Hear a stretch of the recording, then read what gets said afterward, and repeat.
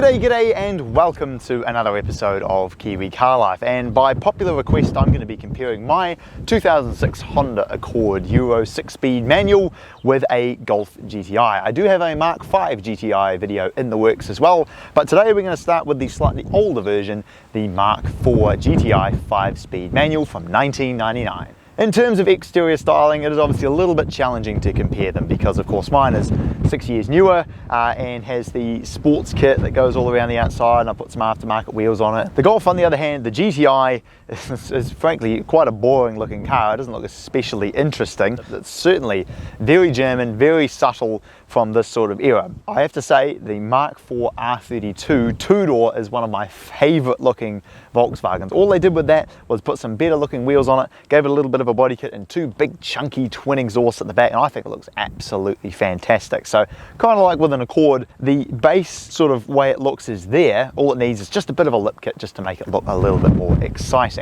The engine in the Accord is a 2.4 litre K24A3. From factory it makes 140 kilowatt and 233 Newton meters. It's obviously a naturally aspirated 4-cylinder engine. Looking under the bonnet of the Mark 4 GTI, and of course in typical Volkswagen fashion, the gas strut has completely died on this car. Under here is a 1.8 litre turbocharged 4-cylinder engine. It makes 132 kilowatts but 233 Newton meters. But in the case of this, it's paired up with a 5-speed manual, which has a really nice slick gear change. It's obviously front wheel drive, and I believe these have an limited slip diff as well. So it makes for a good fun little car to drive. Jumping inside the interior of the Mark 4 Golf GTI, and my goodness, it is incredibly boring. It is just all black plastic, but everything is all functional, all feels pretty good actually. The quality of all of the switchgear in here is very German. It feels not half bad. The gauges, very simple, show all of the information that you need, and the steering wheel feels really nice as well. Transmission is placed fantastically. It has quite long throws actually, but it does feel really nice, and I love the seats on it too. For me they are really comfortable, but if you were a little bit wider you'd probably have a hard time fitting in here because these side bolsters are really rather aggressive, but it makes for a great driving position and really sort of good through the turns and so on. It holds you in really nicely. On the topic of the Accord's interior, definitely the driving position of the Golf is a lot nicer. I just feel like I'm sitting kind of looking down rather than sitting in the car, but otherwise everything else to me is just so much more logically laid out. You know, everything is all visible, whereas in the Golf things sort of disappear down here into the abyss where it's too dark for you to see what any of the knobs are showing. Everything's all sort of hidden strangely behind the steering wheel here. It's all a little bit odd. It's very comfortable as well. The seats are absolutely fantastic. You've got more space in the back seats and probably a similar amount of space in the boot as well. Obviously it's a sedan rather than a hatch, and you've got a few more features in here as well, stuff like cruise control. You've got a screen down the bottom of the nice looking gauges that shows all sorts of fuel economy information and all that kind of good stuff. The stereo system in this car sounds absolutely fantastic, and the way the transmission works, it has a much shorter throw than in the Golf but still feels just as good, and then the placement of the pedals in the pedal box is absolutely fantastic. It just makes for a joyous car to sit in, whether you're driving from here to Auckland or just going for a blast down a back road. Behold the completely stock automatic Honda Accord. Let's do a little cheeky rolling race along here and see which car's going to win. 3, 2, 1, go.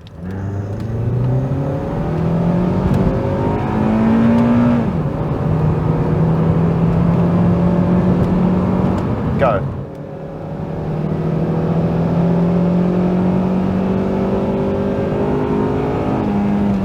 Go.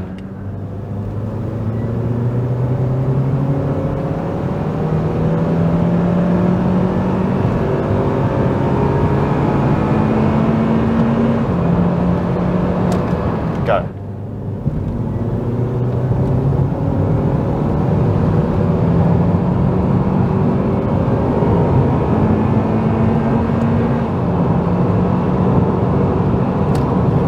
So the Golf definitely has the torque at the sort of lower speed, but then eventually the naturally aspirated power shines through and the Accord just takes it towards the end. Driving the Mark 4 GTI, how is the power? Love the gear ratios.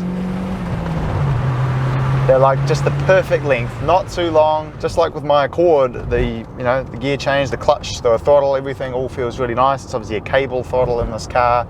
So it makes for a very, very easy car to drive. Pedal box is placed really well. It's got a nice amount of torque to shove you along. You don't really feel like you have to rev the nuts off the engine to make it go anywhere like with my Accord. It just happily just pulls at any RPM, you know, even in 5th gear, you put your foot down and you can just feel, you know, you watch the speedo climbing. And the other thing is, you know, this car has done a lot of Ks and is pretty rooted, if I'm honest, but it's actually really quiet on the open road and it doesn't bang about over bumps, which is what I really like. You know, it still feels reasonably sporty, not as much as some of the newer GTIs, which have to actually ride quite hard.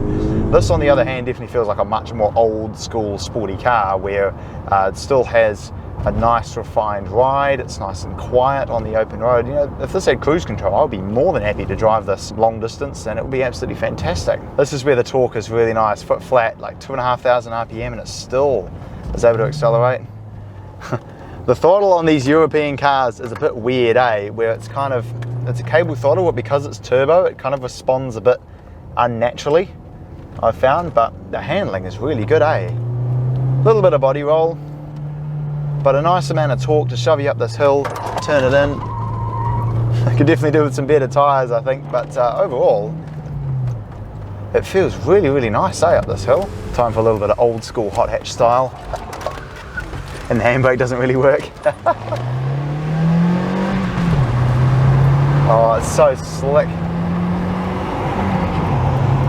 And you know, it doesn't go half bad, man. It gets up to speed. Certainly in its day, this would have been much faster than most of the other junk that was all over the roads back in the late 90s. So for its time, it would have been a pretty good car. I guess just for me, it just looks so boring. That's the only thing. Like, if I was to get a Mark IV, I'd have to get an R32. An R32 two-door manual would just be fantastic. Overall, been pleasantly surprised. It's actually a very nice little car. Wrapping up the Mark IV GTI versus the Honda Accord. This naturally aspirated engine is just so much more exciting than a small turbo one like what you find in the Golfs. Like Euro Turbo 4s, they are good in terms of numbers, right? They make good amount of torque, good amount of power, especially for their displacement. They get good fuel consumption. Transmission performance on them, at least on the dual clutch ones, is fantastic, and on that manual one was really nice. But you can do as many mods as you want, make them squeak and fart and pop and everything, but they just won't sound and go like a naturally aspirated engine. And I guess that's where you, the viewer, are just going to have to decide if you want the typical sensible German turbo hatchback with a little bit of flair thanks to it being a GTI model, or whether you want the equally as refined but arguably more exciting when you modify it Accord.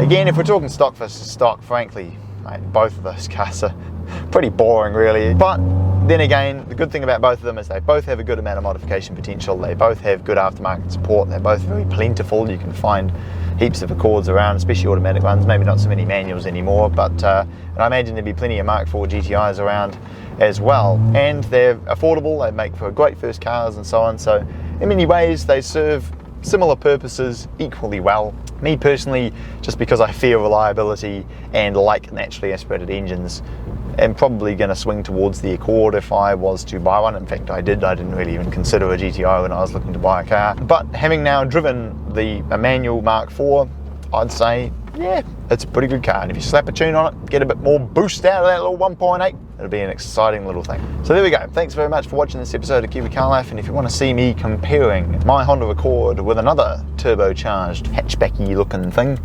then click over here to see me comparing it with a Caldina GT4. And if you want to see me comparing my Accord with another lovely German vehicle, then click over here to see me comparing it with a BMW 325i.